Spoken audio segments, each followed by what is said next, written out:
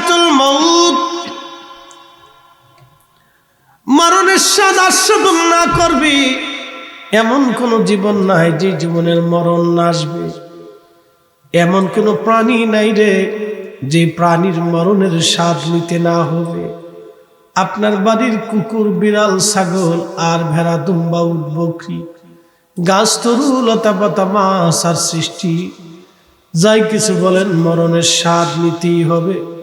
মৃত্যুর স্বাদ তাকে নেওয়াই লাগবে। 1450 বছর আগে আল্লাহ মরণের কথা বললেন। 1450 বছর আগে আল্লাহ মরণের কথা বলল।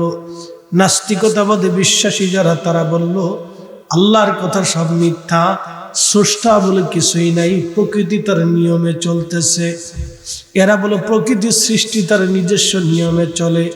আসলে আপনারা বলেন সৃষ্টি কি নিজের আইনে চলে না আল্লাহর আইনে চলে?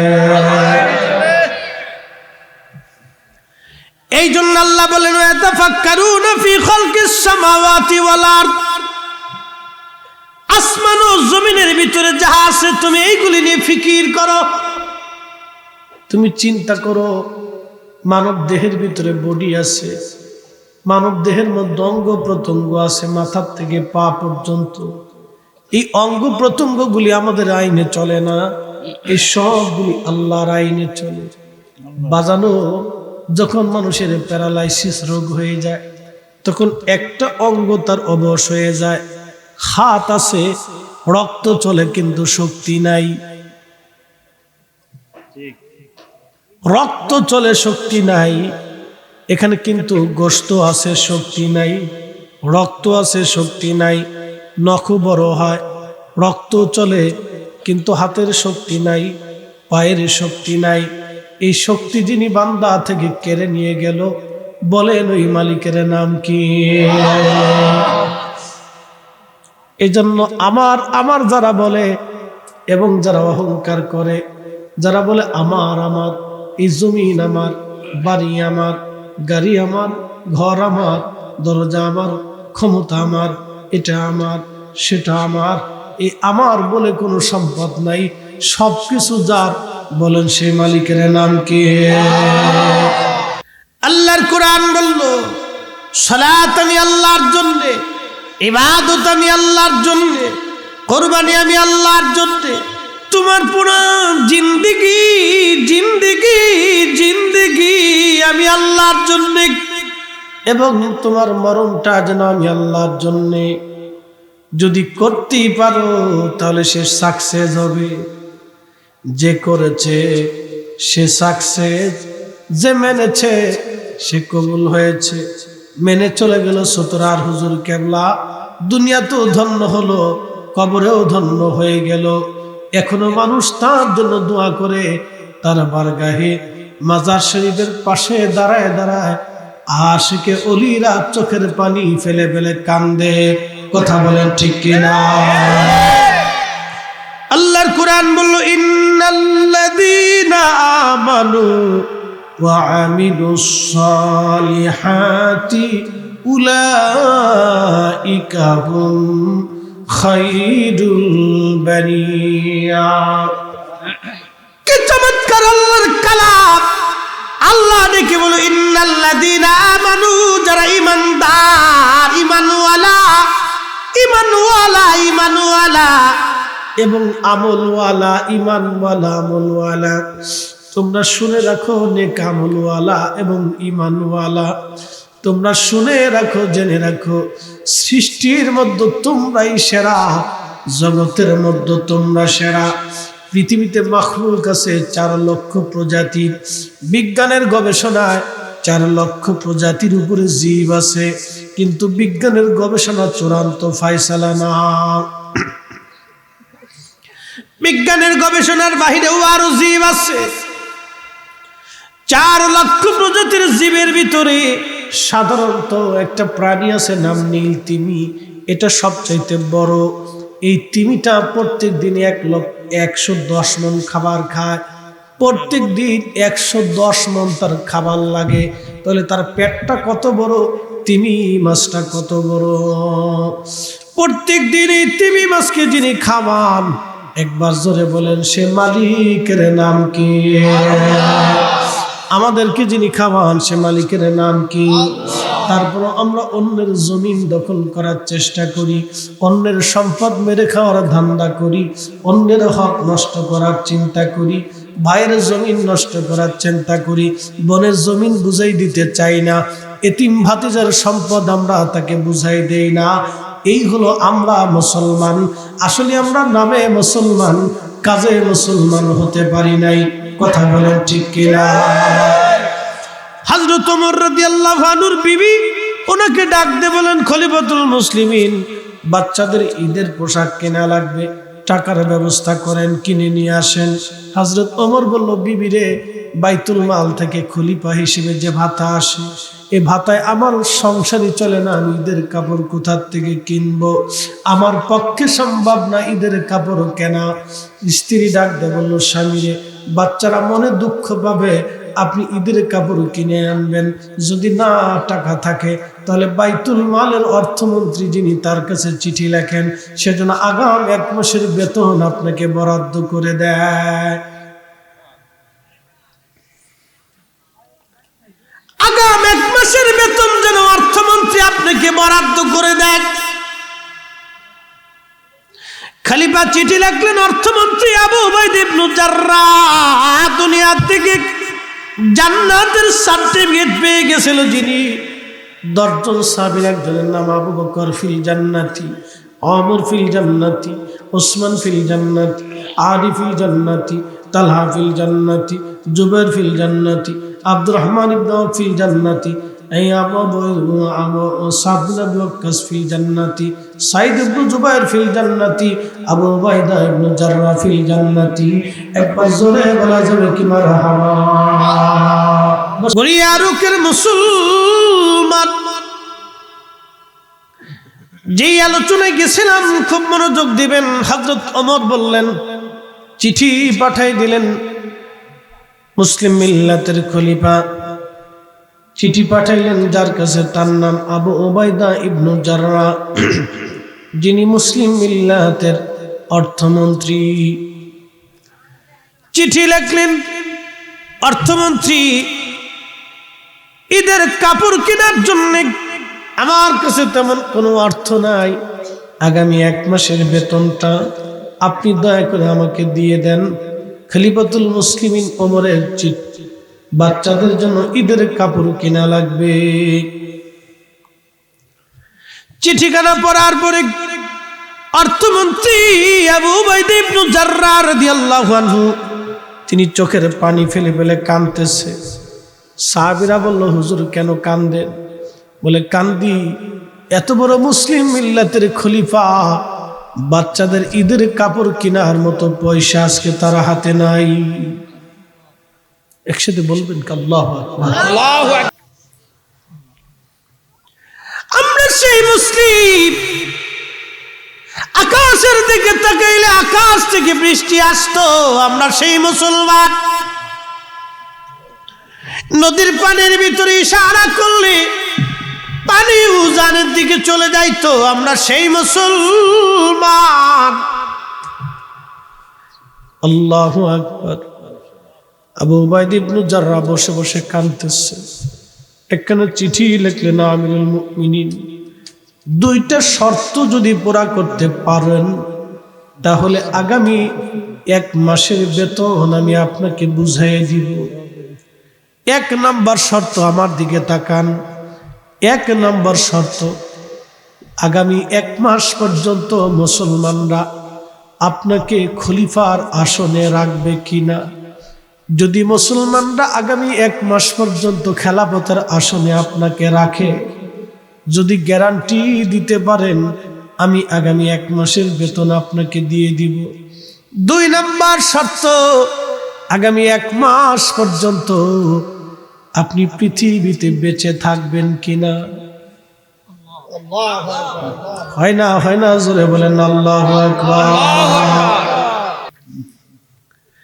আল্লাহ মৃত্যু যখন সৃষ্টি করলেন, ফেরেশতারা ডাক দেখে, রব মৃত্যু তো বানাইছো, মৃত্যুর কথা শুনিয়ে তোমার বান্দা আর কোনো কাজ করবে না, খাওয়া দাওয়া ব্যবসা বাণিজ্য চাকরি বাকরি সব ছেড়ে দিবে।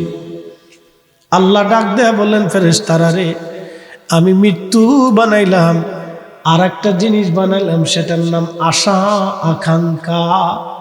আশায় আশায় মানুষ বেঁচে থাকবে। এজন্য মানুষ জানে সকালবেলা ঘুম থেকে উঠবো কোনো গ্যারান্টি নাই, তারপরেও আশায় বুক বেঁধে থাকে আগামীকাল বিয়ের আসরে যাব, বরযাত্রীতে যাব, বন্ধুর আড্ডায় যাব, পিকনিকে ঘুরতে যাব। মানুষ জানে না ওমা তাদরি নাফসুন বিআইয়ি আরদিন তামুত, কোন জায়গা কোন হালতে কোন অবস্থায় বান্দার মৃত্যু হবে বান্দা জানে না। কি কথা বলেন ঠিক কিনা? ও কসবার মুসলমান, মাইকের আওয়াজ যত দূরে যায় মা বোনেরা সব খুবই মনোযোগের সাথে শুনবেন। আবু উবাইদা ইবনে জাররাহ ডাক দিয়ে বলল, খলিফা, আগামী 1 মাস পর্যন্ত পৃথিবীতে বাঁচবেন কিনা গ্যারান্টি দেওয়া লাগবে। যদি দিতে পারেন বাইতুল মাল থেকে আগামী 1 মাসের বেতন আপনাকে অগ্রিম দেওয়া হবে। আর যদি দিতে না পারেন তাহলে আগামী 1 মাসের বেতন আপনাকে অগ্রিম দেওয়া আমি আবু উবাইদা ইবনে জাররাহ বাইতুল মালের আমানতদার, আপনার জন্য আগামী 1 মাসের বেতন আমি দিতে পারবো না। চিৎকার মেরে জোরে বলেন আল্লাহু আকবার। এরা ছিল মুসলমান, এরা মুসলমান, এরা মুসলমান। আমরা নামে মুসলমান, কাজে মুসলমান না। কথা কন না কেন? ঠিক কিনা? আমরা শুধু নামে মুসলমান, কাজে মুসলমান না। আল্লাহ নবী বললেন, কিয়ামতের আগে 72টা আলামত আসবে। এই 72টা আলামতে আলামতে সুগরা।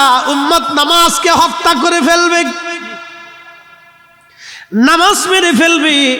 বলে হুজুর নামাজ মেরে ফেলেটা কি? অধিক উম্মত নামাজ পড়বে না, বেনামাজি হয়ে যাবে। বেনামাজি হবে, আজান হবে হাইয়া আলাস সালাহ, মসজিদে নামাজে যাবেন না। এই যে আপনার কি বলে সারা বাংলাদেশে হাজার হাজার মসজিদ আছে, বাজান মুসলমান আছে 18 কোটি। মুসলমানের 50% মুসলমান যদি জামাতে নামাজ পড়তো তাহলে এই সমস্ত মসজিদেও জায়গা কুলাইতো না।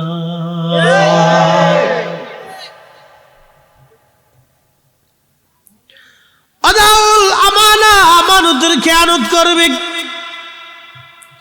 প্রথমত তারা নামাজ মেরে ফেলবে, বেনামাজির সংখ্যা বাড়বে। কোটি কোটি বেনামাজি, বেনামাজি, বেনামাজি, বেনামাজি, বেনামাজি, বেনামাজি, বেনামাজি।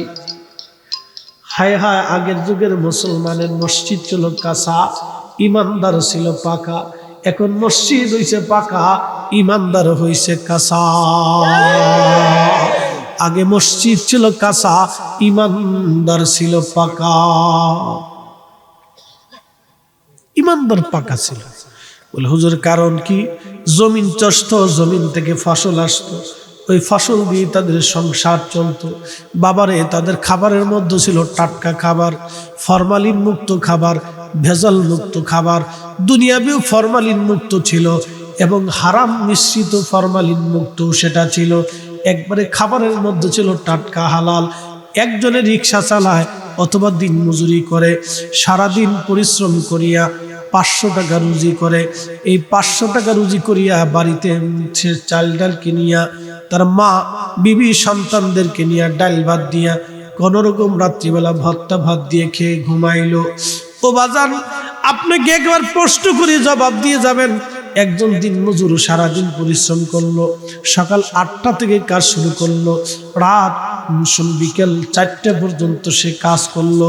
সারাদিন কাজের বিনিময়ে পারিশ্রমিক পাইল মাত্র 500 টাকা অথবা 700 টাকা। এই 700 টাকা মাইনা পাওয়ার পরে এই টাকা দিয়ে বাজার করলো। বাজার করে এনে মা নিয়ে, সন্তানাদি নিয়ে এবং স্ত্রী পুত্র পরিজন নিয়ে কোনোরকম ডাল ভাত খেয়ে রাত্রিবেলা খেয়ে ঘুমাইলো, এশার নামাজটা পড়ে ঘুমাইলো। বাজান আর একজনও ওই দিনের বেলায় রুজি করলো 5 লক্ষ টাকা, কিন্তু এটা হালাল না, টাকার ভিতরে ঘুষ আছে, অথবা সুদ আছে, অথবা অন্যের রক্ত বা জমি চোষা টাকা আছে। এই লোকটা মনে করেন গরুর গোশত আনিয়া খাসির গোশত দিয়ে সুন্দর করে কালাবোনা করে এই লোকটা খাইয়া বিরাট বড় সুন্দর সাদা পোশাক পরিয়া দামি টুপি লাগাই দিয়া দামি দায় নামাজ দিয়া মসজিদের প্রথম কাতারে যাইয়া একবারে সুন্দর মতো এশার নামাজ পড়ে রাত্রিবেলা ঘুমাইলো। ওই দিন মজুরের নামাজ আর ওই সুদা হারাম খোর ঘুষখোরের নামাজ, কিয়ামত পর্যন্ত যদি ঘুষখোর ওইভাবে নামাজ পড়ে ওই হালাল উপার্জনের 1 ওয়াক্ত এশার নামাজের সমান ওজন হবে না। কথা কোন ঠিক কিনা? আল্লাহর কোরআন বলল, ইন্না আকরামাকুম ইনদাল্লাহি আতকাকুম। আল্লাহর কাছে তিনি সম্মানিত হবে যার অন্তরে আল্লাহর ভয় বেশি, তাকওয়া বেশি। একবার জোরে বলা যাবে কি মারহাবা? বাজান সে দিন মজুর হতে পারে, রিক্সাওয়ালাও হতে পারে, ভ্যানওয়ালাও হতে পারে, একবারে কামলাও হতে পারে, একবারে হত দরিদ্র লোক হতে পারে, অশিক্ষিত লোক হতে পারে, বিরাট বড় শিক্ষিতও হতে পারে, সে ম্যাজিস্ট্রেটও হতে পারে, জেনারেলও হতে পারে, আপনার হুজুর আলেম উলামাও হতে পারে, সাধারণ আরবি শিক্ষিতও হতে পারে, ইংরেজি শিক্ষিতও হতে পারে, একজন ইংরেজও হতে পারে, একজন ইউরোপিয়ানও হতে পারে, একজন অন্য ভাষারও হতে পারে, হিন্দি ভাষারও হতে পারে, বাংলা ভাষারও হতে পারে, একজন অন্য কোনো গোত্র কমের হতে পারে, কাশ্মীরিও হতে পারে, বাঙালিও হতে পারে, হিন্দুস্তানিও হতে পারে, আফগানিও হতে পারে, একজন আপনার ওই কি বলে চাইনিজ জাপানিজও হতে পারে। যার অন্তরে আল্লাহর ভয় বেশি, আল্লাহর দরবারে তার সম্মান বেশি, যার অন্তরে আল্লাহর ভয় নাই তার সম্মান আল্লাহর দরবারে 4 পয়সাও নাই। কি কথা বলেন না কেন? ঠিক কিনা? এটা বুঝে নিতে হবে, আল্লাহর ভয় যার অন্তরে বেশি আল্লাহর দরবারে তার দাম বেশি।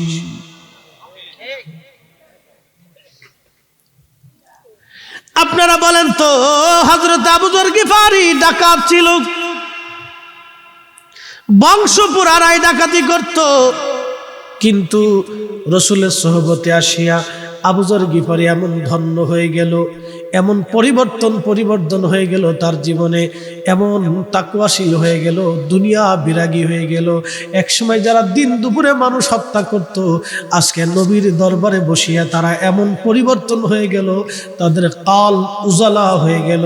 আবু যর নির্জনে ইবাদত করতে ভালোবাসতেন।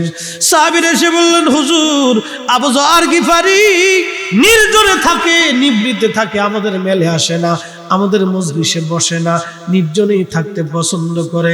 আল্লাহর নবী ডাকতে বলেন, সাহাবীরা আমার আবু যরকে নির্জনে থাকতে দাও, সে নির্জনেই থাকবে, নির্জনেই মারা যাবে, কিন্তু তার জানাজায় বহু মানুষ সমাগম হবে। চিৎকার মেরে জোরে বলেন আল্লাহু আকবার।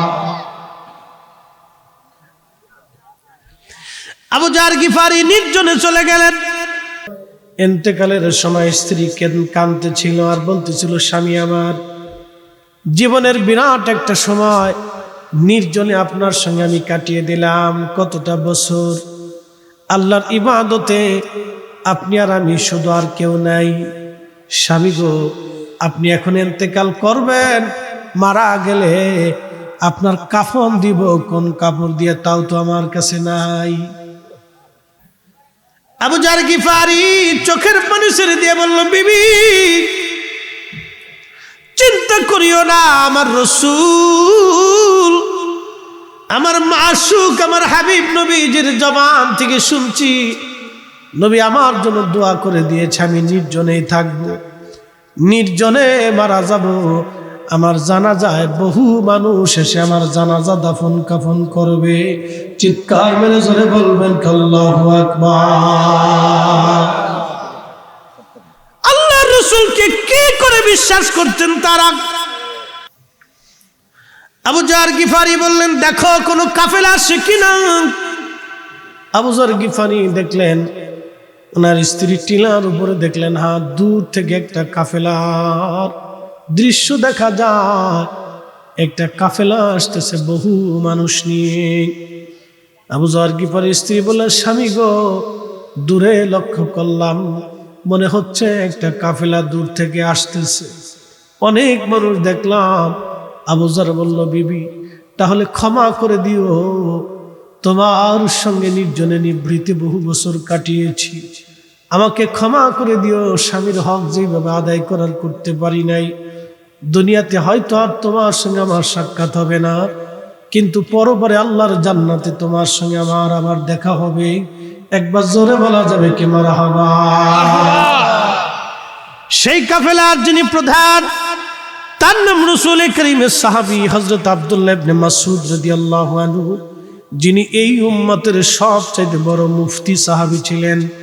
ওনার মতো এত বড় মুফতি কোন মা কোনদিন আর জন্ম দিতে পারে নাই। আল্লাহু আকবার, জোরে বলেন। সাহাবীদের মধ্যে শ্রেষ্ঠ বড় মুফতি, নবীর পরে এত বড় মুফতি সাহাবী কোন মা কোনদিন কোন সন্তান জন্ম দিতে পারে নাই।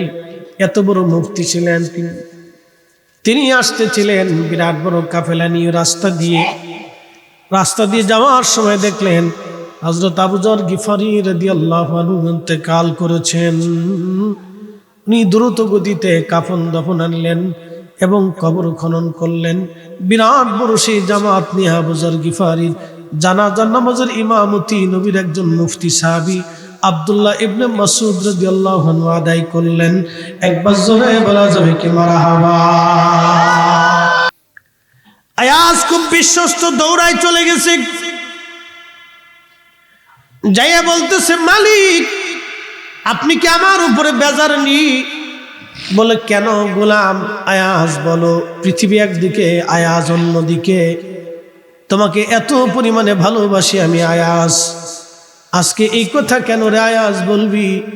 আয়াজ ডাক দেখা, মালিক ছেলের গোলাম বানাইলাম, ও আমার মতোই বিশ্বস্ত, মালিক একটা দিনের জন্য তার নাম ধরে ডাকেন না, কারণ কি? আপনি কি আমার উপরে বেজার না ছেলের উপরে বেজার? সুলতান ডাক দে বলতেছে, আয়াজ তোর ছেলের নাম কি? বলে, আমার ছেলের নাম মুহাম্মদ। আয়াজ রে বল, আমার নবীর নাম কি? বলে, আমার নবীর নাম তো মুহাম্মদ। বলে, বেটা রে, তোর ছেলের নাম কি করে আমি নাম ধরে ধরে ডাকবো? ওই নামটা তো আমার রসুলের নাম, আমি বারে বারে যদি হে মুহাম্মদ বলে বলে ডাকি, আমার নবীর নামের ইজ্জত নষ্ট হয়ে যায়, আমার নবীর দরবারে না জানি বেয়াদবি হয়ে যায়। আর আমি গোলাম সুলতান মাহমুদ গজনবী দরবারে মুস্তাফার গোলাম, গোলাম কি করে মনিবের সাথে বেয়াদবি করবে? পৃথিবী ধ্বংস হয়ে যাবে, আমি সুলতান মাহমুদ গজনবী নবীর সাথে বেয়াদবি করতে পারবো না। একবার জোরে বলা যাবে আল্লাহু আকবার। এই সুলতান মাহমুদ গজনবী উনি সারা রাত ঘুরে ঘুরে ঘুরে ঘুরে দেখতেন কে খায় কে খায় না, কে ঘুমায় কে ঘুমায় না। সুলতান মাহমুদ ঘুরতে ঘুরতে ঘুরতে ঘুরতে একটা বাজারে গেলেন। বাজারে যা দেখলেন একটা বাজারের দোকানদারের একটা প্রদীপ জ্বলতেছে। এই প্রদীপের পাশে বসে বসে একজন তলবে আলেম কিতাব পড়তেছে। সুলতান মাহমুদ শব্দ বেশ ধরে জিজ্ঞেস করলেন, বেটারে তুমি যে কিতাব পড়ো প্রদীপের পাশে বসে, তোমার কি নিজের কোনো প্রদীপ নাই? বলে, কে গো আপনি? আমি মাদ্রাসায় পড়ি, গরিব মানুষ, আমার আব্বা নাই, আমি এতিম, কে আমাকে প্রদীপ কিনে দিবে? এই জন্য এই দোকানের প্রদীপের পাশে বসে বসে আমি কিতাব পড়তেছি। সুলতান মাহমুদের হাতের মধ্যে স্বর্ণের প্রদীপ, ওই প্রদীপের হাতলটা স্বর্ণ দিয়ে বানানো। সুলতান মাহমুদ মনে মনে চিন্তা করে, রব কিয়ামতের মাঠে কি জবাব দিব আমি? যেই দিন রসুলের সামনে আমি দাঁড়াবো, আল্লাহর নবী যদি জিজ্ঞেস করে, সুলতান মাহমুদ তোমার প্রাসাদের প্রদীপ ছিল স্বর্ণ দিয়ে বানানো, আর আমার তলবে এলেম ওই প্রদীপ অন্যের দোকান থেকে প্রদীপের আলো হাওলাত করে কিতাব পড়েছিল, আমি সেই দিন সুলতান কি জবাব দেব নবীর বরগাহে, নবীর দরবারে? আমার কি করে কঠিন হাসরে নবীর দরবারে ঠাঁই হবে। ওই চিন্তা করে সুলতান মাহমুদ বলল, না না না, এই প্রদীপটা আজ আমি বাচ্চাটাকে দিয়ে যাব। প্রদীপটা দিয়ে বলল, ব্যাটারি এটা স্বর্ণ দিয়ে বানানো, আজকে থেকে তোমাকে দিয়ে গেলাম, এই প্রদীপ দিয়ে তুমি কিতাব পড়বা। চিৎকার মেরে জোরে বলেন না মারহাবা।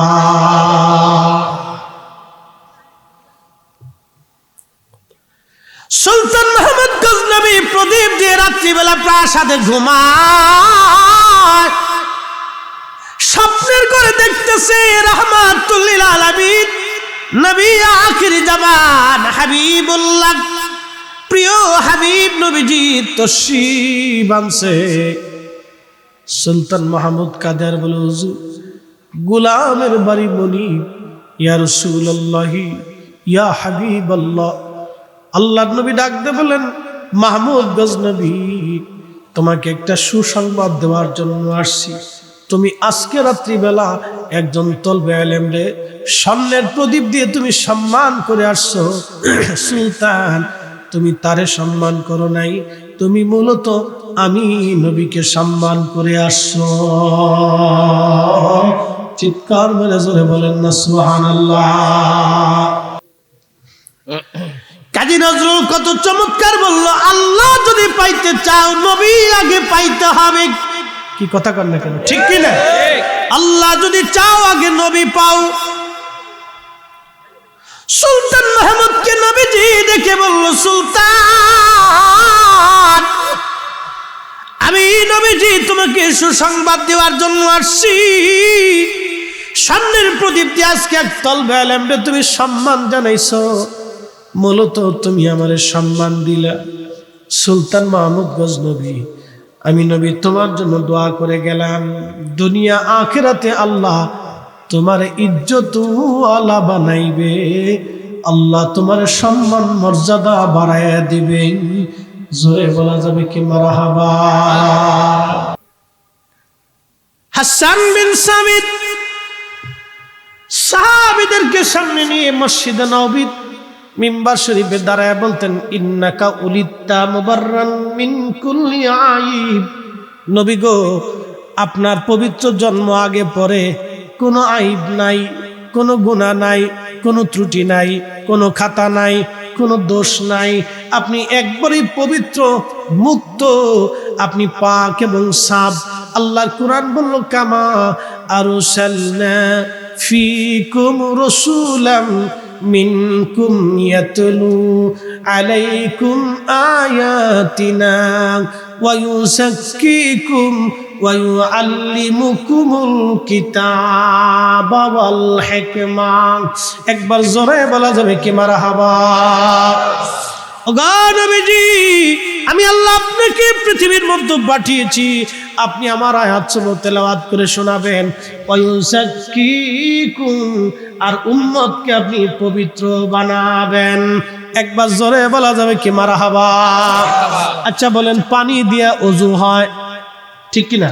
পানি দিয়ে কি হয়? ওযু হয়। ওই পানির ভিতরে যদি এক জগ পানির ভিতরে যদি আপনি পেশাব ছেড়ে দেন, পানিটা নাপাক হয়ে গেল, নাপাক পানি দিয়ে ওযু করলে কি ওযু হবে? কথা কর না কেন, হবে? ওযু করেন কিসের জন্য? পাক হওয়ার জন্য।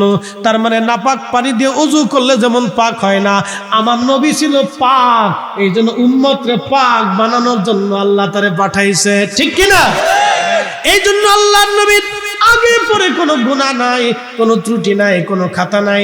আল্লাহর কোরআন আরো বলল, মাইয়ুতির রাসূল ফাকাদ আতা আল্লাহ।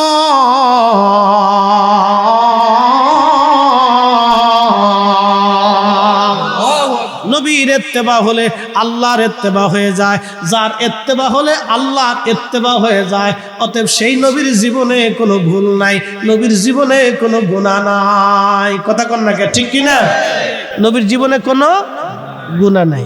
তো আলোচনাটা ছিল যে ইয়া রাসূলুল্লাহ, আপনার আগে পরে কোনো গুনাহ নাই। এটা হলো তাবিলি ব্যাখ্যা, কিন্তু আমার মুখ থেকে বলতে বলতে চলে গেছে যে হুজুর আপনার আগে পরে গুনাহ মাফ। এই জন্য এটা একটা ভুল আর কি হইতে পারে, কিন্তু আমার অন্তরের আকীদা এটা না, অন্তরের কথা ছিল না, এটা মুখের কথা বের হয়ে গেছে, অন্তরের কথা না। তো যা হোক, আল্লাহ পাক যেন ক্ষমা করেন এবং আল্লাহ রসুলও যেন ক্ষমা করে দেন। কারণ দরবারে মুস্তফা এখানে ত্রুটি হলে জীবনের সব শেষ। আল্লাহু আকবার। দরবারে মুস্তফাতে ত্রুটি হলে জীবনের সব শেষ। রসুলের ভুল ধরার মতো যোগ্যতা আমাদের আছে? হাই হাই হাই, সব জিন্দিগি বরবাদ হয়ে যাবে। আল্লাহ রসুলের পুরা জিন্দিগিটাই ছিল আইব মুক্ত, যার কারণে আল্লাহর কোরআন সাক্ষ্য দিয়েছে, ওয়া ইন্নাকা লাআলা খুলুকিন আযীম, আপনার চরিত্র মহান মহান। আল্লাহর জবানে রসুলের চরিত্র মহান, তার মানে একবারে কলঙ্ক মুক্ত, নিষ্পাপ, আইব মুক্ত, খাতা মুক্ত, দোষ মুক্ত। জিন্দেগীর পুরাটাই নবী পবিত্র, পাক এবং সাফ। এই জন্য আল্লাহ তার রসুলকে, উম্মতকে পবিত্র বানানোর জন্য দুনিয়াতে পাঠিয়েছে। একসাথে বলা যাবে আল্লাহু আকবার। আল্লাহ আমাদের প্রত্যেকের আকাইদে আহলে সুন্নাতুল জামাতে মঞ্জুর করুক, বলেন আমিন। এসেছেন যত নবী সকলের ইমাম, সালাম নবী তোমায় হাজারো সালাম, ইয়া নবী সালাম আলাইকা রাসূল, সালাম আলাইকা ইয়া হাবিব, সালাম আলাইকা। সম্পদ এবং সন্তানের মোহে পড়ে তোমরা আমি আল্লাহ জিকির থেকে নিজেকে গাফিল করো না। যদি তুমি গাফিল করো, আল্লাহর কোরআন বলল, মাইয়া ফাআল যালিকা ফাউলাইকা হুমুল খাসিরুন।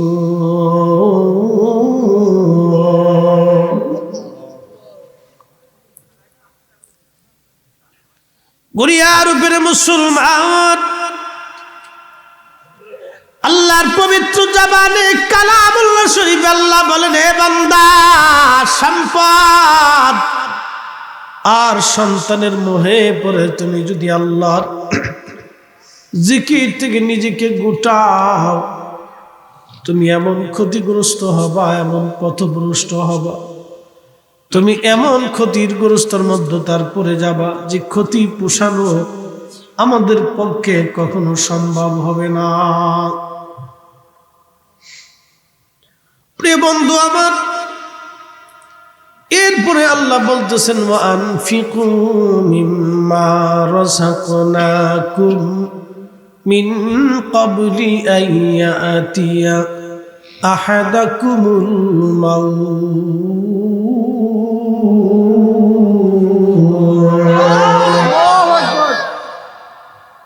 বান্দারে, তোমার রিজিক থেকে আমি আল্লাহর পথে ব্যয় করো, তোমার মরণ আসার আগে, মরণ আসার আগে, মরণ আসার আগে। বুঝে বাড়ি যায়, বুঝে কিন্তু বাড়ি যাইন। এই জন্য সাহাবীদের চরিত্র ছিল ভিন্ন রকম। না খেয়ে থাকতেন, কিন্তু হারামের দিকে তারা যান নাই। দিনের পর দিন তারা না খেয়ে থাকছে। আহা, কোনদিন একটা খুরমা দানাও জুটছে, কোনদিন নাও জুটছে। কি বলবো সাহাবীদের জীবনী। রসুলের একজন সাহাবী ছিলেন, তার নাম আবু যর গিফারি রাদিয়াল্লাহু আনহু।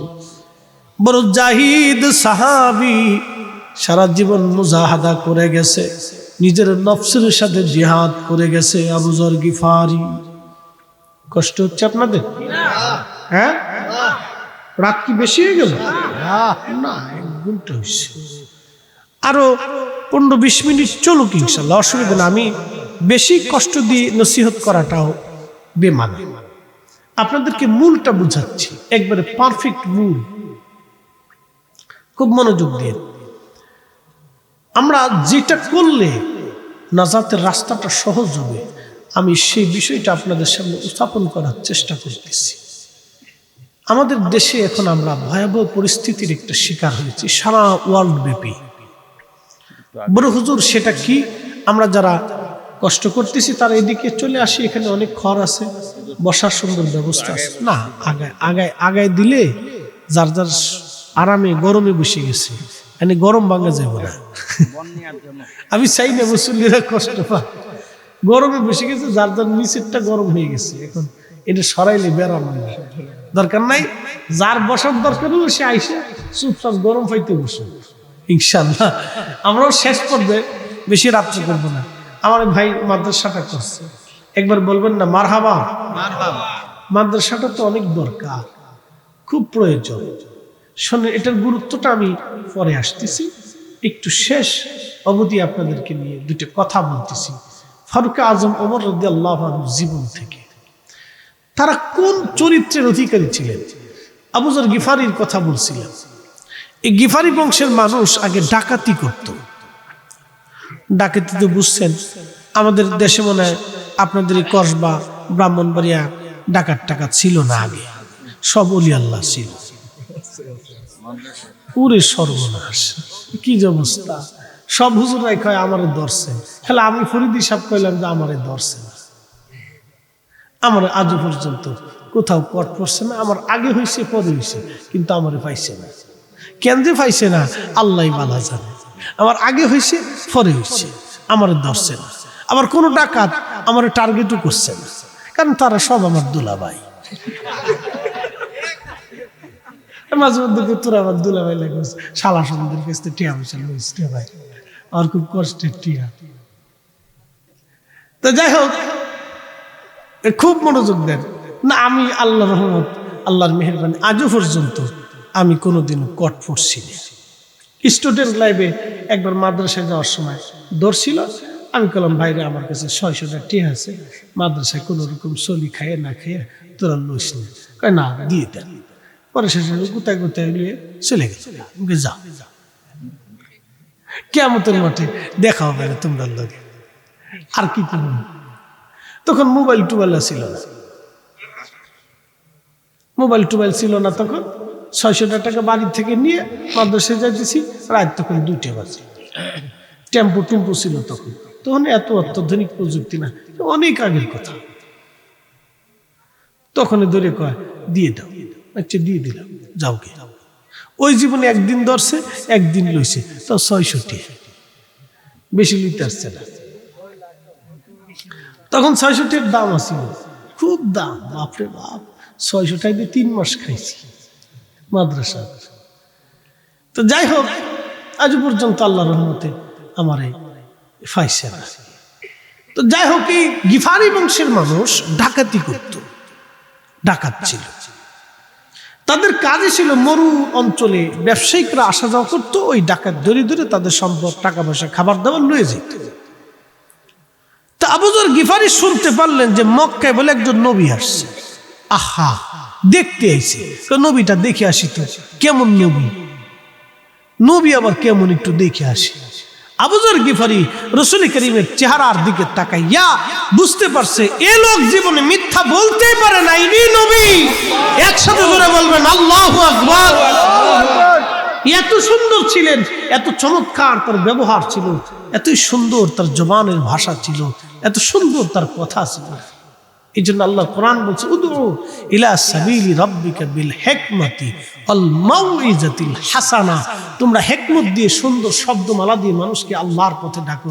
আমরা অনেক সময় ওয়াজের মধ্যে এসে কোদাকুদি, লাফালাফি, গালাগালি, ফাসরাফাসরি, লাভিজবি কথাবার্তা করি, এগুলো ঠিক না। প্রিয় উপস্থিতি, খুব মনোযোগ দিয়ে কথাগুলি শুনিয়া যান। আমরা অনেক সময় অনেক ধর্মের প্রতি কটাক্ষ করি। ধরেন হিন্দু ধর্ম, তাদের 33 কোটি দেবতা আছে, তারা বিশ্বাস করে তাদের বিদ্যার দেবতা আছে, তাদের বৃষ্টির দেবতা আছে, তাদের মাছের দেবতা আছে, তাদের ওই সাপের দেবতা আছে, তাদের কি বলে শিব দেবতা আছে, বিবাহের, যৌনর, মেয়ে, এগুলি তাদের একটা বিশ্বাস। এখন তাদের বিশ্বাসের উপর আমি কটাক্ষ করতে পারি না, আমি তাকে কটাক্ষ করতে পারি না, আমি তার অন্তরে হিট দিতে পারি না। কি করতে পারি? আমি তাকে বুঝাইতে পারি। আমার ধর্ম সত্য যুক্তিপূর্ণ উপস্থাপনার মাধ্যমে দালিলিক ভিত্তির মাধ্যমে আমি তাকে তার সামনে উপস্থাপন করতে পারি, দেখো আমারটা স্বচ্ছ এবং নিরাপদ এবং বিশ্বাসযোগ্য এবং এটাই সত্য, আমি উপস্থাপন করতে পারি। যদি আমি তার ধর্ম নিয়ে, তার ধর্মের গুরুদেরকে নিয়ে, তার ঠাকুর ব্রাহ্মণ নিয়ে, তার ধর্মের কোনো বিষয় নিয়ে যদি আমি কটাক্ষ করি, তাহলে সে নেগেটিভ হয়ে যাবে। আপনি হাজার দলিল দিলেও সে আর মানতে পারবে না। যেমন আমি আপনাকে বলি, আমাদের দেশে অনেকেই পীরের মুরিদ আছে না ভাই? সতুরার হুজুর কেবলাকে এ দেশের মানুষ অনেকেই জীবনের চাইতে বেশি ভালোবাসে। কি কথা কর না কেন, আছে না? এমন আছে যে সতুরার হুজুর কেবলা সম্পর্কে কেউ বাজে মন্তব্য করলে তার মারি ফেলাবে, জানি মেরে ফেলবে। এরকম লোক আছে যে জীবন যায় জাগে ও সতুরার হুজুর কেবলা সম্পর্কে বাজে কথা বললো। এখন সতুরার হুজুর কেবলার যদি কোনো ভুল থাকে, তাহলে আমি সেটা যুক্তিপূর্ণভাবে উপস্থাপন করব, কটাক্ষ করে না। কিন্তু তিনি আল্লাহর ওলি, আমি একটা যুক্তি দিয়ে বুঝাইলাম। তিনরা মাহফুজ ছিলেন, পৃথিবীতে নবীরা ছাড়া কেউ ভুলের ঊর্ধ্বে না, আর অলিরা হলো মাহফুজ। আল্লাহ তাদেরকে ভুল ত্রুটি থেকে, গুনাহ খাতা থেকে বাঁচাইয়া, আল্লাহ তাদেরকে তাদের জীবনের গুনাহকে মাফ করিয়ে দিয়ে, আল্লাহ তাদেরকে অলি বানাইয়া, বন্ধু বানাইয়া, আল্লাহ তাদেরকে কবুল করাইয়া আল্লাহর অলি বন্ধু বানাইয়া কবরে নিয়ে যায়। একসাথে বলবেন না মারহাবা? মারহাবা। এই জন্য তাদের ভুলও আমাদের আলোচনা করা যাবে না, এটা বুঝতে হবে। যে বক্তা বুঝে না, এই বক্তব্য দেওয়ার জন্য বিরাট বড় বক্তা সেজে বসে রয়েছে। শোনেন, লেখাপড়া করলে মানুষের আকল হয় না। বিরাট বড় মুহাদ্দিস আর শাইখুল হাদিস হলে আকল হয় না। প্রিন্সিপাল আর চ্যান্সেলর হইলে আকল হয় না। যদি প্রিন্সিপাল আর চ্যান্সেলর হইলে বিরাট বড় আকলওয়ালা হইতো, তাহলে কাজী নজরুল হয়ে থাকতো পৃথিবীর সবচেয়ে বড় ব্যাখ্যা, কারণ উনি আন্ডার ম্যাট্রিক ছিল। আর কাজী নজরুলের মেধা, বাংলাদেশের সব মেধা যদি, ঢাকা ইউনিভার্সিটির সব মেধা যদি এক পাল্লায় দেন, আর কাজী নজরুলের মেধা যদি আর এক পাল্লায় দেন, তো কাজী নজরুল ইসলামের মেধার সমান হবে না। বুঝতে পারছেন? এটা আল্লাহ প্রদত্ত জিনিস, এটা আল্লাহ প্রদত্ত নিয়ামত, এটা সবাইকে আল্লাহ দেন। আকল, জ্ঞান, তাকওয়া, ইলম, এগুলো আল্লাহ প্রদত্ত নিয়ামত, সবাই আল্লাহ দেন। সতুরার হুজুর কেবলা কি নাকি? হ্যাঁ, বাংলা শিক্ষিত একজন জেনারেল শিক্ষিত মানুষ, আল্লাহ কত বড় মকবুল বান্দা হয়ে গেছে। আল্লাহু আকবার। তার হইছে না, আরো জোরে বলে না, না আরো জোরে। অনেকে কয় হতে যে আলেম ওলি হইছে, সে কি মুহাদ্দিস ছিলেন? এই মুফতি মুহাদ্দিস হওয়ার জন্য ওলি হওয়া শর্ত নাকি? আল্লাহর কোরআন বলতেছে, ইন্নামা ইয়াখশাল্লাহা মিন ইবাদিহিল উলামা। আল্লাহকে যে বেশি ভয় করে সেই আলিম। কিতাব পড়লে আলিম হয় না, কিতাব পড়তে পারলে আলিম হয় না। আমরা এখন মনে করছি নাহু সরফ একটু পড়লেই বিরাট বড় হুজুর, দুই লাইনে ভারত পড়তে পারলেই বিরাট হুজুর।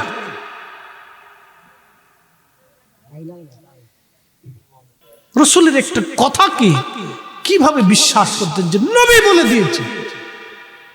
তুমি চিন্তা করো, তুমি টিলার উপরে উঠে দেখো দূর থেকে কোনো কাফেলা আসে কিনা। আমি তো একেবারে অসুস্থ হয়ে পড়ছি, আমার সময় বুঝি ঘনিয়ে আসছে। যদি কাফেলা আসে তাহলে বুঝবা আমি মারা যাব, আর যদি কাফেলা না আসে তাহলে বুঝবা এখনো হায়াত আছে। একসাথে বলেন না সুবহানাল্লাহ। সুবহানাল্লাহ। তেলের গাড়ি তেলে চলি,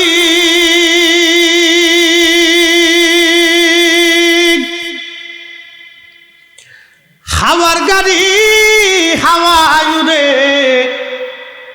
বিনা তেলে চালায় গাড়ি নবী সুলাইমান। আমরা সেই মুসলমান, আমরা সেই মুসলমান।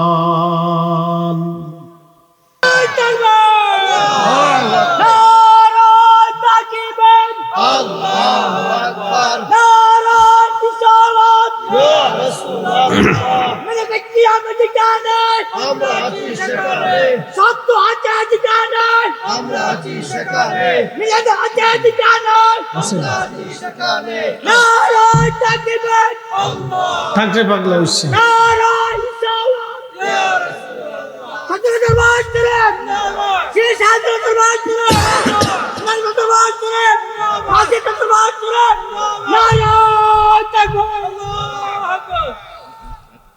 আর কোন দরবার আছে না?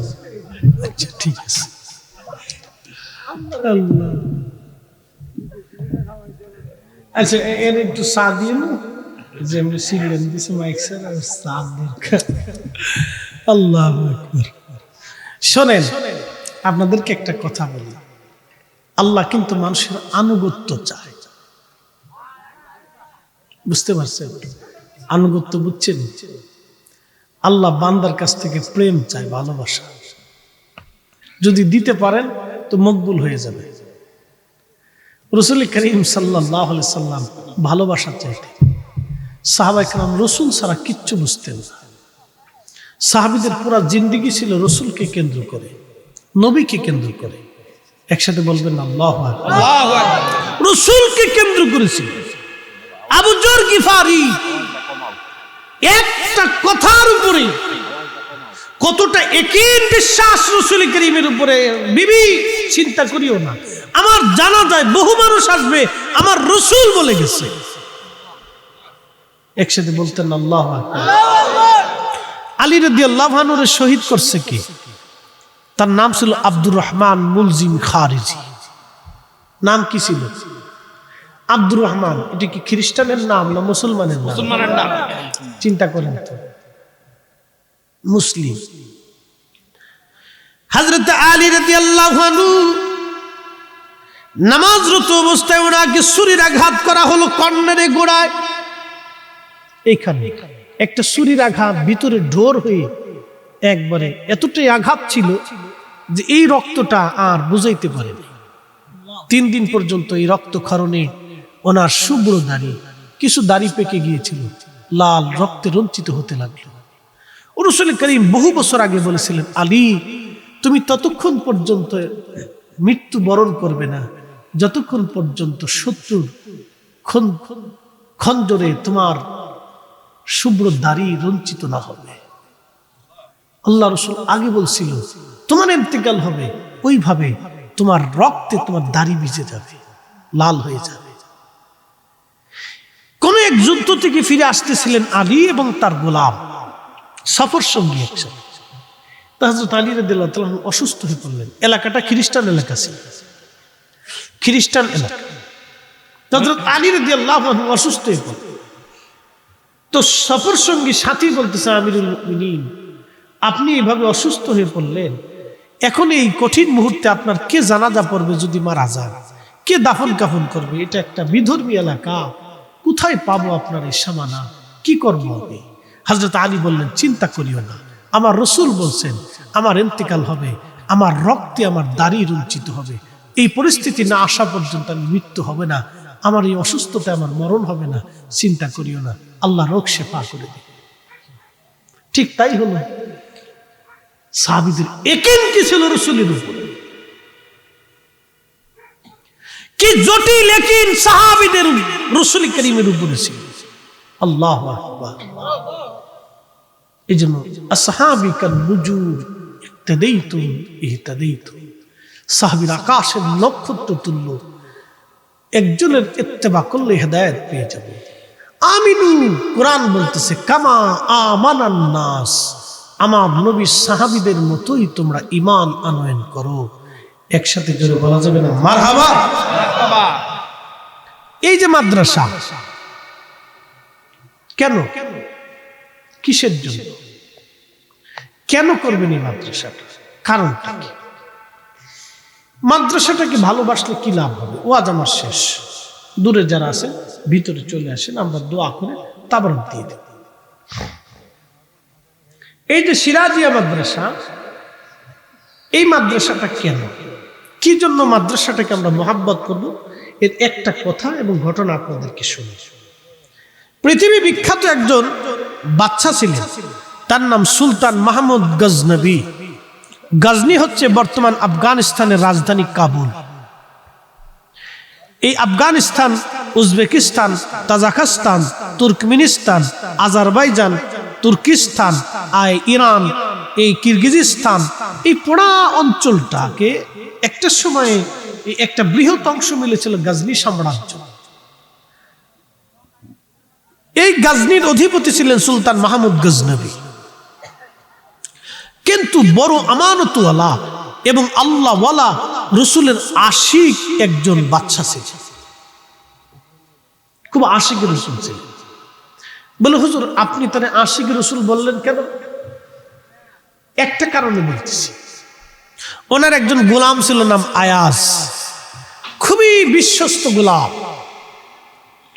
পৃথিবী এক পাশে আর আয়াজের মালিক ছিল আর এক পাশে। আর সুলতান মাহমুদ গজনবী আয়াজকে এতটা ভালোবাসতেন যে পৃথিবী যদি এক পাশে থাকতো, আয়াজ যদি আর এক পাশে থাকতো, তো সুলতান মাহমুদ আয়াজের কথাকে মেনে নিতেন। এত বিশ্বস্ত ছিল, এত বড় আমানতওয়ালা গোলাম ছিল তার। আয়াজ একদিন বলতেছে, মালিক আমি তো বৃদ্ধ হয়ে গেছি, আমার একটা ছেলে আছে, ছেলেটাকে আপনার কর্মচারী বানাইতে চাই, পার্সোনাল অ্যাসিস্ট্যান্ট করতে চাই, আগের ভাষায় গোলাম বানাইতে চাই।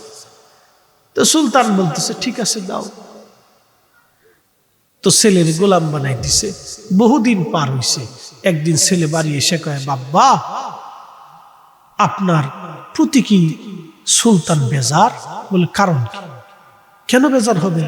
বলে বাবা একটা দিনের জন্য আমাকে নাম ধরে ডাকে না, শুধু বলে আয়াজের বেটা, আয়াজের বেটা। কারণটা কি জিজ্ঞাসা করবেন? মনিব কি বেজার নাকি? আমি যদি আরব হতাম, মদিনারি পথ, সেই পথ দিয়ে হেঁটে যাইতেন নূর নবী হযরত, নূর নবী হযরত।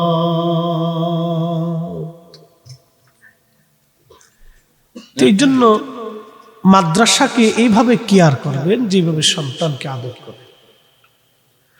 বাড়িতে একটা গাছ লাগান, পানি দেন, যত্ন করেন। কি জন্য? ফল খাবেন। ফলের আশায় যদি আপনি একটা গাছকে 10 বছর যত্ন নিতে পারেন, তাহলে আখিরাতের ফলের জন্য মাদ্রাসাকে গাছের মতো যত্ন নিতে হবে। সন্তানকে যত্ন করেন, কারণ কি? এটা আপনার শরীরের অংশ। মরে গেলে দোয়া করবে, আপনার ভিটায় আগুন জ্বালাবে, আপনার ওই জানাজায় দাঁড়াবে, আপনার বাবা বলে ডাক দিবে, সন্তানের পরিচয় হবে। এই ছোট্ট একটু পরিচয়ের জন্য, একটু সন্তানের দোয়ার আশা আপনি সন্তানকে বছরের পর বছর ধরে লালন পালন, গোসল টোসল কত কিছুই না করে। কিন্তু বহু সন্তান বাবা মা মরে গেলে দোয়াই করে না। এই কি কথা কর না কেন? আর একদল নতুন বেরোইছে দোয়া মানি না। কি কথা কর না কেন? যেটা দোয়া মানে না, হেতারে খাওয়াই লাভ কি? লাগে না। আচ্ছা আপনাদেরকে একটা প্রশ্ন করি, এদেশের আলেমদেরকে মানুষ সর্বোচ্চ সম্মান দেয়, কথা ঠিক কিনা? বাড়ির ভালো খাবারটা আমাদের জন্য বরাদ্দ থাকে। একটা তলবে ইলম যদি কোনো বাড়িতে লজিং থাকে, তাহলে লজিং মাস্টার যিনি, ওই মহিলা যিনি, তিনি চিন্তা করে আমার বাচ্চা খাক বা না খাক, ছেলেটা আমার বাড়িতে খেয়ে আলিম হচ্ছে, কোরআন পড়ে, এই ভালো ডিমটা, ভালো একটু তরকারি, ভালো একটু মাছ, ভালো একটু গোশত ছেলেটার জন্য বরাদ্দ করে মহিলা আলাদা রেখে দেয়। ও ছেলেটা বড় হলে আলেম হলে আমার জন্য দোয়া করবে। কিন্তু ছেলেটা এমন এক মাদ্রাসা পড়ছে, দোয়াই মানে না। বেডির ডিমও শেষ, মুরগাও শেষ। কত খারাপ হয়েছে, বেডির ডিম শেষ, সারা জীবনে ডিমের কষ্ট শেষ, কোনো ফল পাইল না, তো লাভ হলো কি? তার জন্য এমন কোন মাদ্রাসায় দিতে হবে যারা দোয়া মানে। কিরে তোরা উতাই পড়ছিস কেন? শুইছস কেন? আচ্ছা ঘুমাইছে, থাক, জাতি ঘুমাই পড়ছে, ভবিষ্যৎ আমাদের অন্ধকার। হ্যাঁ, আগামীর প্রজন্ম ঘুমিয়ে পড়ছে, আমাদের ভবিষ্যৎ অন্ধকার। প্রজন্ম ঘুমিয়ে পড়ছে, থাক ঘুমাক, যাক ঘুমাক। তারপরও মাঠ ছাড়ে, চিন্তা করছে ঘুমায় আজকে শহীদ হয়ে যাবে, তো দরজা ছাড়বো না আজকে। ওরা থাকার দরকার আছে, আজকে ওরা থাকবে, কালকে আমরা কবরে চলে যাব, ওরাই আবার এই মাহফিল সাজাবে, ঠিক কিনা? থাকুক, দরকার আছে। তাহলে মাদ্রাসা মোহাব্বত করবেন নি আপনারা? কথা কর না কেন? মাদ্রাসার মোহাব্বত করবেন নি? কইরেন। শোনেন, এই কোরআন কিয়ামতের ময়দানে আপনার আল্লাহর সামনে দাঁড়াবে। আল্লামা ইমাম নুরউদ্দিন হাইসেমি মাজমুজ জাওয়ায়েদের বাবুস শাফার মধ্যে লিখতেছেন, এই কোরআন আল্লাহর সামনে দাঁড়ায় বলবে, আল্লাহ আমার যারা মহব্বত করছিল, তেলাওয়াত করছিল, মাদ্রাসা তৈরি করছিল, এতিমদেরকে খাওয়াইছিল, আলেম বানাইছিল, আল্লাহ এদেরকে জান্নাতে না নেওয়া পর্যন্ত আমি আজকে যাইতাম না। কোরআন মিষ্টি মিষ্টি ঝগড়া করবে, ছোট্ট বাচ্চা বাবার সাথে যখন মিষ্টি মিষ্টি ঝগড়া করে, দিবা না কে, দাও না দিলে যাইতাম না, কাঁদতে থাকে। তো কোরআন কিয়ামতের ময়দানে আল্লাহর সামনে মিষ্টি মিষ্টি ঝগড়া করবে, আল্লাহ দাও, দিবা না কেন, নালে আমি যাইতাম না। শেষে আল্লাহ বলবে, যাও, তোমার যারা মহব্বত করছে আমি আল্লাহ তাদের ক্ষমা করে দিলাম, জান্নাতি বানাই দিলাম। একসাথে বলবেন আল্লাহু আকবার। এই জন্য মাদ্রাসারে আদর করেন, বেশি বেশি করে আদর করেন, কাজে লাগান ইনশাআল্লাহ।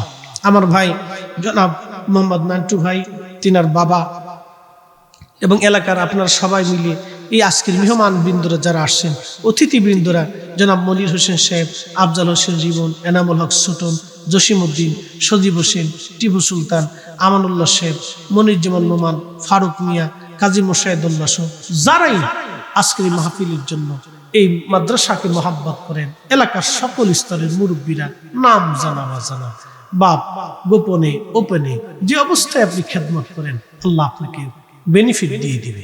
আল্লাহ কবুল করুন।